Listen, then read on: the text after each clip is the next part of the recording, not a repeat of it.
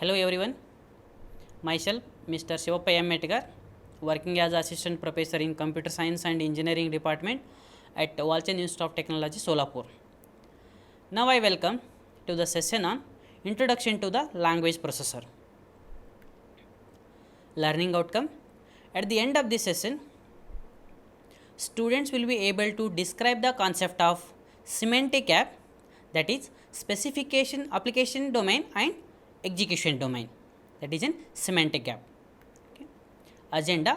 In this video we are going to discuss about language processor definition, compiler and interpreter, comparison between compiler and interpreter. Now let us see in detail about the language processor. In the language processor, how we have to define it, the manner in which the software designer can describe the idea concerning the behavior of the software. It means if the user have given any problem statement, the different users can describe their idea in different manner. Okay, the designer express his idea in the application domain. Okay, that idea are actually implemented in the execution domain. The gap between the application domain and the execution domain is called a semantic gap. In this diagram, see, this is a diagram of semantic gap. The semantic gap is the gap between application domain and execution domain. Okay, what is application domain and what is execution domain is there in the next slide. Now, the semantic gap has many difficulties. It means some of the important ones are here, some of the things are there here. The development time and efforts and poor quality of software. It means after giving the problem statement to the user, if the user have taken the lot of time, lot of effort, at the end if they are getting the poor quality of software, then that time we have to go to the next type. This type of issue is tackled by or handled by software engineer. It means software implementation using PL, that is programming language, introduce a new domain. That domain you can call it as an PL domain, that is programming language domain. Okay, the semantic gap is just it can bridges by the software engineering steps. What are the different steps we have to use to design the given problem statement? That are specification, design and coding. Based on the given statement, we have to collect the requirement, that is specification. Based on the collected information, a specification, we are going to design the software. After designing, at the end we can go to the coding part. Okay, the bridges gap between application domain and PL domain is known as specification gap. In the previous diagram, we have discussed in this diagram what is a specification gap. It is an bridges application domain or gap between application domain and PL domain, that is programming language domain. The bridges the gap between PL domain and execution domain, we can call it is an execution gap. What is execution gap? The gap between PL and execution domain. Okay.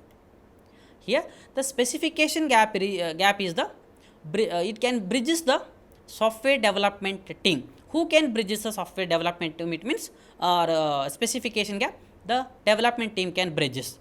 The execution gap is bridged by the designer of the software or programming language processor, like compiler and interpreter.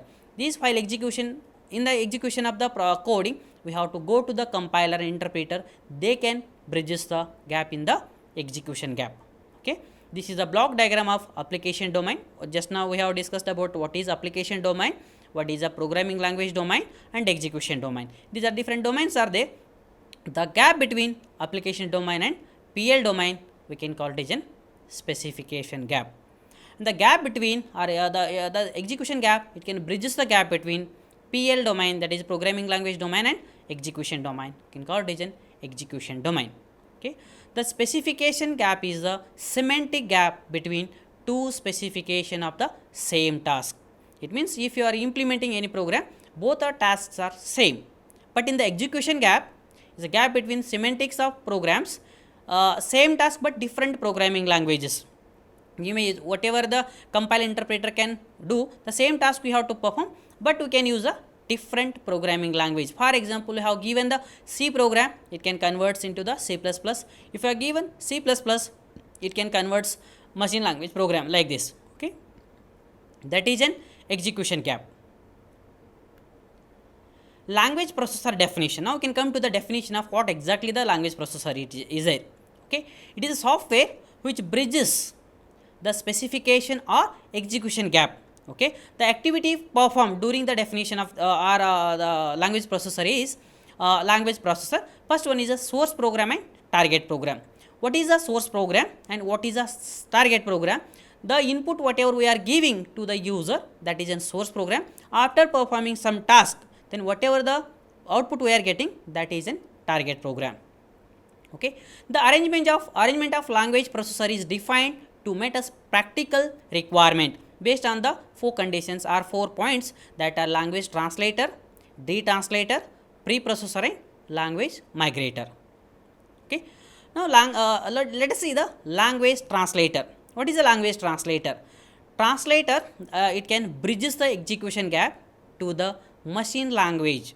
It can bridges the execution gap to the machine language, like assembler and compiler. What is assembler and what is a compiler? Assembler is a machine dependent high level programming language. Compiler, it can check the program. Okay, the detranslator, that is bridges the same as the language translator. Whatever the language translator can do, it can do the same thing in the detranslator, but in the reverse manner. Okay, next, preprocessor. What is a preprocessor? It is a program language processor which bridges an execution gap but not translator. It can bridges the execution gap but not translator. Whatever the translator work is there, it won't happens in the preprocessor. Okay, language migrator. The language migrator, it can bridges a specification gap and between two PLs. Specification gap between two PLs, it means two programming languages. It can migrates. Okay. Now think and write. You can take time to think about the given question and answer the given questions. Okay. First question is, the designer express the idea in terms related to the dash of the software. The options are application domain, execution domain, PL domain, program generator domain. Second question is, the designer express the idea in terms related to the dash of the software. In this also, options are application domain, execution domain, PL domain and program generator domain. Now you can pause the video and think of the above question and answer. Get ready with the answer.